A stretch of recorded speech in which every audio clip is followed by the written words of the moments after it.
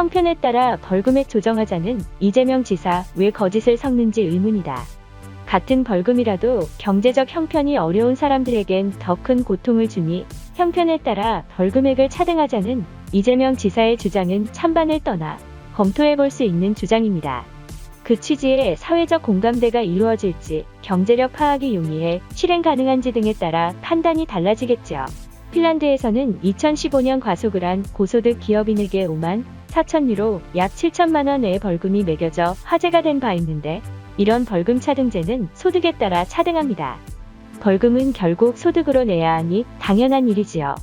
만약 재산을 기준으로 벌금액을 정한다면 집 한 채 달랑 갖고 있고 소득이 없는 은퇴, 고령자가 벌금을 내기 위해 집을 팔아야 할 수도 있으니 애초 안 될 말이지요. 그런데 이상한 점은 이재명 지사가 핀란드나 독일을 예로 들면서 이들 나라가 재산 비례 벌금제를 시행하고 있다며 굳이 거짓을 말하며 재산 비례 벌금제를 주장했다는 점입니다. 경기도 지사쯤 되시는 분이 소득과 재산을 구별하지 못한다고는 도저히 생각할 수 없는 만큼 그 의도가 무엇인지 궁금합니다. 재산이 많은 사람들을 벌하고 싶은 것이 의도일지라도 최소한 근거와 논리를 가져와야 할 일입니다.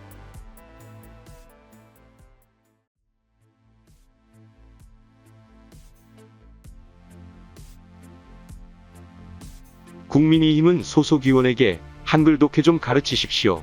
정치 세력 간 경쟁과 비판은 대의민주주의의 필수 요소지만 선전선동 목적의 가짜뉴스나 왜곡 비난은 민주주의를 망치는 해악입니다.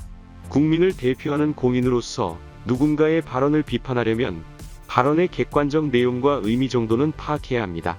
공유한 아래 글처럼 저는 재산 비례 벌금제를 제안하였습니다. 재산 비례 벌금제란 벌칙의 실질적 형평성과 실효성을 위해 벌금을 소득과 재산 등 경제력에 따라 차등 두는 것을 말하고, 포털의 지식백과에도 나오더군요. 서구 선진국들은 오래전에 도입했습니다.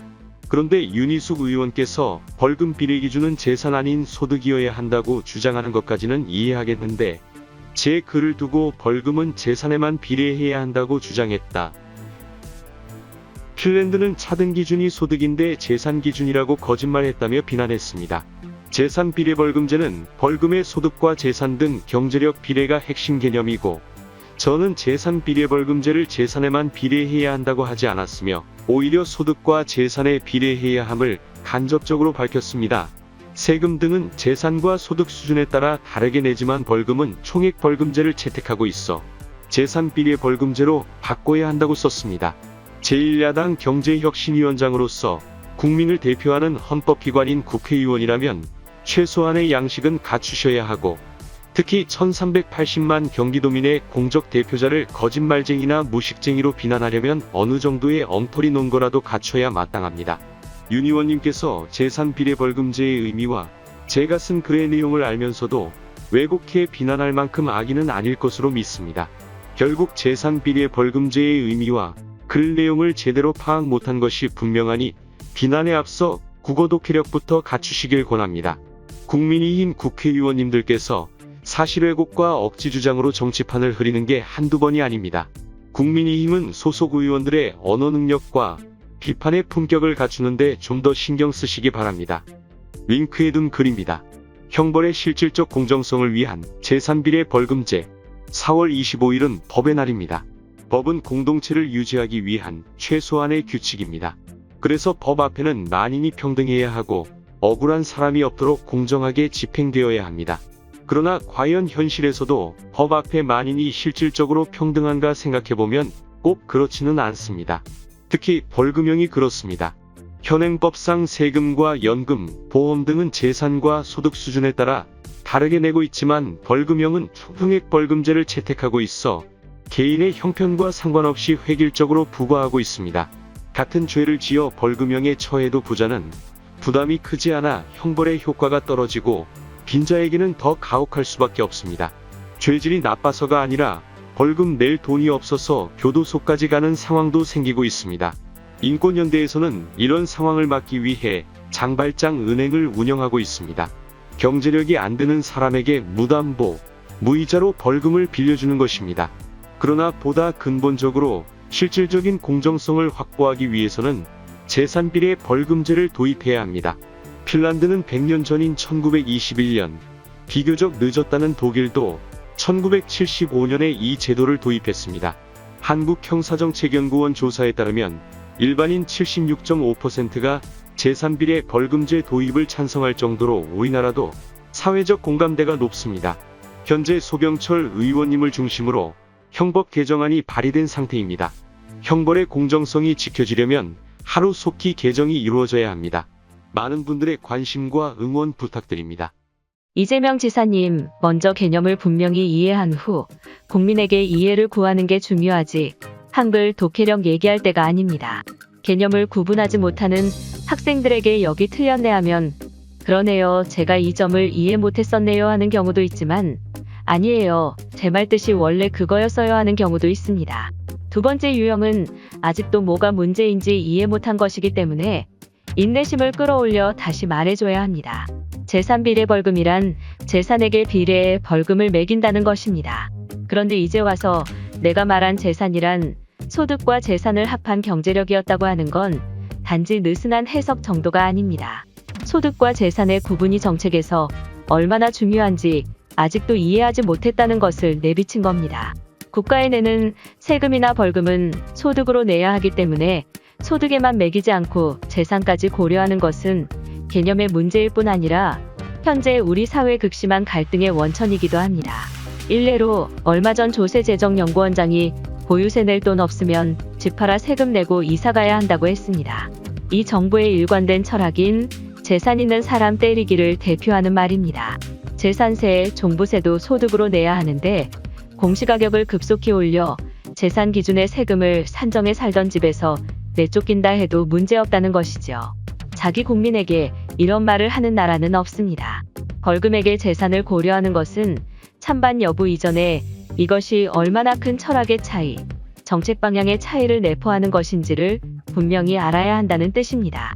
만에 하나 소득과 재산을 합한 것을 그냥 재산이라 불러봤다고 해도 핀란드의 예를 들면서 재산 비례라 한 것은 소득에만 비례시키는 핀란드가 마치 지사님의 재산까지 넣은 방식과 같은 것이냐 표현한 것이죠. 어떤 나라도 안 쓰는 방식을 제안하면서 은근슬쩍 다른 나라에서도 많이 쓰는 방식인 것처럼 호도하는 것과 같지요. 정책은 선거법 위반과 같이 TV 토론에서 일단 교묘하게 말한 후 소극적 부인과 소극적 거짓, 적극적 거짓을 법정에서 다투는 게 아닙니다. 애초에 최대한 분명하게 내용을 설명해 사회적 동의를 구하는 것입니다.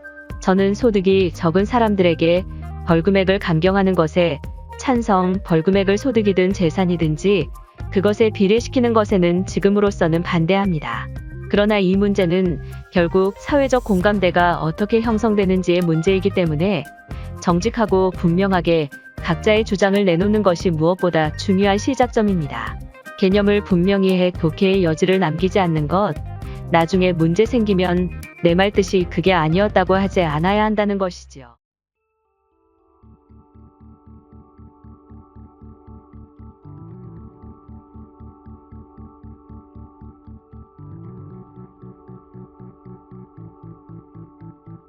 윤희숙 의원과 이재명 지사 두 사람은 4월 25일 이 지사가 재산 비례벌금제 도입을 제안하면서 이틀째 설전을 이어갔다. 두 사람을 통해 우리는 소득과 재산의 차이점을 더욱 분명히 알 수 있다. 핀란드뿐만 아니라 북유럽 대부분의 국가는 국가와 시장의 이중주의나 노동계급과 중산층의 분리를 거부하면서 최소 필요의 평등이 아닌 최고 수준의 평등을 추구한다. 이와 같은 지향점에 도달하기 위해 소득 및 성불평등을 줄이기 위한 노력과 공공기관의 책임이 강조된다. 평등, 참여, 복지는 오랜 역사에 기원한다. 이재명 지사는 총액벌금제를 예로 들면서 법 앞에 만인이 실질적으로 평등한가? 라는 문제를 제기했다. 소득에 상관없이 동일한 범죄에 동일한 벌금을 매기는 우리 사회가 채택하고 있는 불평등을 지적한 것이다.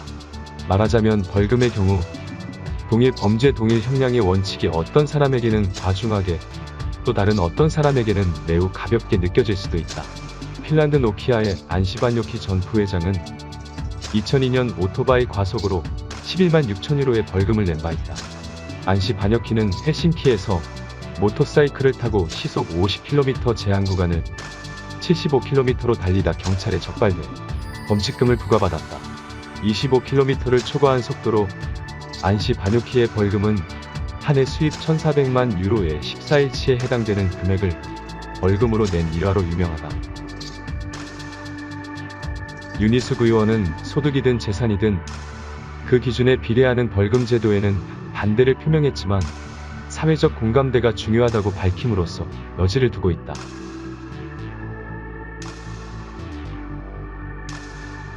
이 축조심이 없이 이 프로세스를 가져간 민주당은 오래도록 기억될 것입니다. 저는 서초갑 윤희숙 의원입니다. 저는 이 자리에 오늘 표결된 주택임대차법에 대해서 말씀을 드리려고 나왔습니다. 저는 임차인입니다. 제가 지난 5월 이사했는데 이사하는 순간부터 지금까지 집주인이 2년 있다가 나가라 그러면 어떡하나 하는 걱정을 달고 살고 있습니다. 그런데 오늘 표결된 법안을 보면서 제가 기분이 좋았느냐? 그렇지 않습니다. 저에게 든 생각은 4년 있다가 꼼짝없이 월세로 들어가게 되는구나 하는 생각이었습니다. 이제 더 이상 전세는 없겠구나. 그게 제 고민입니다. 제 개인의 고민입니다.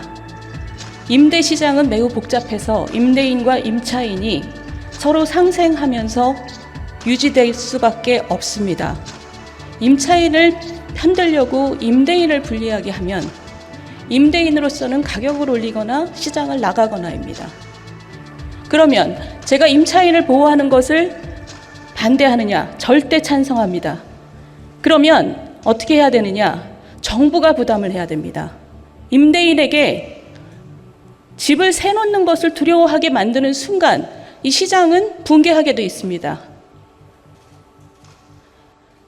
우리나라의 전세 제도는 여러분들이 모두 다 아시겠지만 전 세계에 없는 특이한 제도입니다. 고성장 시대에 그 금리를 이용해서 임대인은 목돈 활용과 이자를 활용했고 그리고 임차인은 저축과 내 집 마련으로 활용했습니다.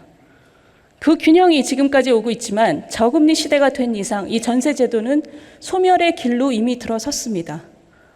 그런데도 많은 사람들은 전세를 선호합니다. 그런데 이 법 때문에 너무나 빠르게 소멸되는 길로 들어설 수밖에 없게 된 것입니다. 수많은 사람을 혼란에 빠뜨리게 된 것입니다. 벌써 전세 대란이 시작되고 있습니다.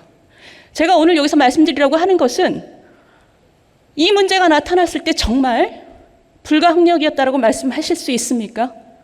예측하지 못했다 이렇게 말씀하실 수 있습니까?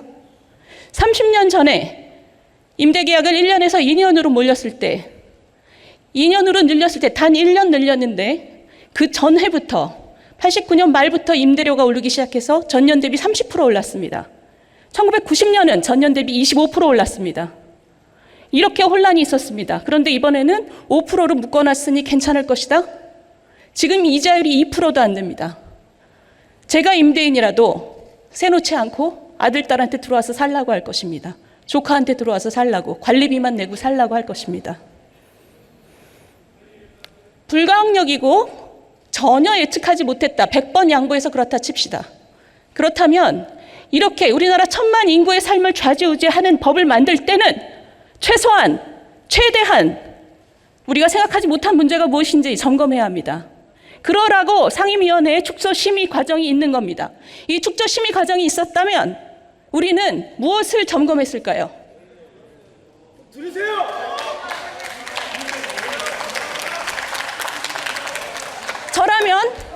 저라면 임대인에게 어떤 인센티브를 줘서 두려워하지 않게 할 것인가? 임대 소득만으로 살아가는 고령 임대인에게는 어떻게 배려할 것인가? 그리고 수십억짜리 전세 사는 부자 임차인도 이렇게 같은 방식으로 보호할 것인가? 이런 점들을 점검했을 것입니다. 도대체 무슨 배짱과 오만으로 이런 것을 점검하지 않고 이걸 법으로 달랑 만듭니까? 이 법을 만드신 분들 그리고 민주당 이 축조심이 없이 이 프로세스를 가져간 민주당은 오래도록 기억될 것입니다. 우리나라의 전세 역사와 부동산 정책의 역사와 민생 역사에 오래도록 기억될 것입니다. 경청해 주셔서 감사합니다. 이 축조심이 없이 이 프로세스를 가져간 민주당은 오래도록 기억될 것입니다. 우리나라의 전세 역사와 부동산 정책의 역사와 민생 역사에 오래도록 기억될 것입니다.